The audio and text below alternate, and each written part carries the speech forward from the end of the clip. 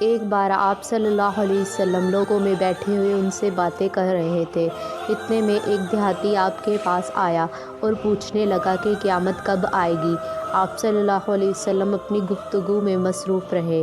بعض لوگ جو مجلس میں تھے کہنے لگے، آپ صلی اللہ علیہ وسلم نے دیہاتی کی بات سنی لیکن پسند نہیں کی، اور بعض کہنے لگے کہ نہیں بلکہ آپ نے اس کی بات سنی ہی نہیں۔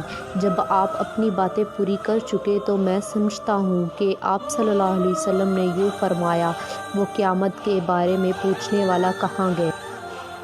اس دیہاتی نے کہا، حضور میں موجود ہوں۔ آپ صلی اللہ علیہ وسلم نے فرمایا کہ جب ایمانداری دنیا سے اٹھ جائے تو قیامت قائم ہونے کا انتظار کر۔ اس نے کہا، ایمانداری اٹھنے کا کیا مطلب ہے؟ آپ صلی اللہ علیہ وسلم نے فرمایا کہ جب حکومت کے کاروبار نالائق لوگوں کو سونپ دیے جائیں تو قیامت کا انتظار کر۔